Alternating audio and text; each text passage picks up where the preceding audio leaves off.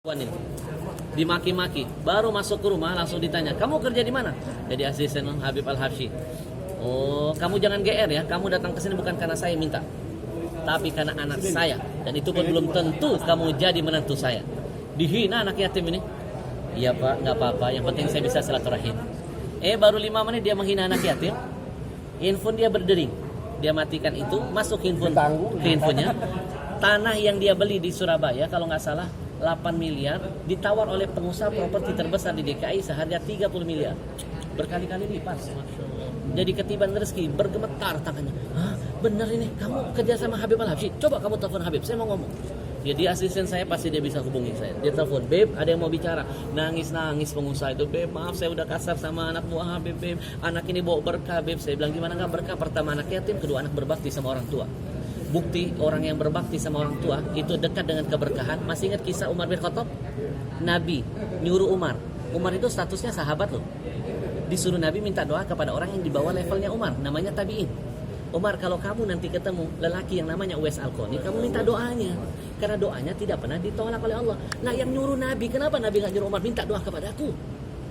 Kenapa disuruh Umar nyari anak yang berbakti sama orang tua? Umar itu sahabat.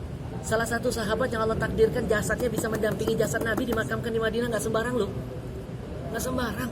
Kurang mulia apa Umar? Setan lihat Umar aja takut. Nggak kayak kita, setan lihat kita nimbrung. Bayangin, disuruh minta sama orang yang namanya Uwais Al-Qarni, padahal tabi'in, bukan sahabat. Dia nggak pernah lihat Nabi kok, statusnya tabi'in. Kenapa? Karena dia berbakti sama orang tua, derajat yang mengalahkan semuanya. Bayangin, saya bilang yang kamu hina itu anak yang berbakti sama orang tua. Kamu tahu setiap bulan dia bagi gajinya untuk orang tua. Menangis tuh orang itu minta maaf sama saya. Ustaz, kalau begitu segera kita nikahkan. Kalau baru masuk saya udah kediban berkah, apalagi kita nikahkan. Jadi singkat cerita, 1 minggu berikutnya dinikahkan dulu. Saya datang ke sana, kaget dijemput pakai mobil Alphard masih plastikan. Saya bilang, Farhan, dari mana mobilnya? Dari hadiah mertua. Hebat kamu, saya aja belum punya.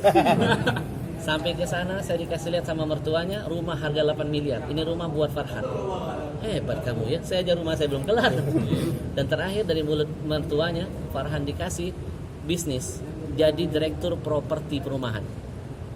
Dari tukang ojek meningkat derajatnya menjadi properti direktur. Kenapa? Karena dia selalu menciptakan senyum di hati ibunya. Ayahnya meninggal, gajinya semua dia kasih ibu. Jadi antum kalau pelit sama orang tua rugi. Gak perlu antum cari keramat yang lain. Cukup keramat hidup orang tua, berkah. Makasih Ustaz.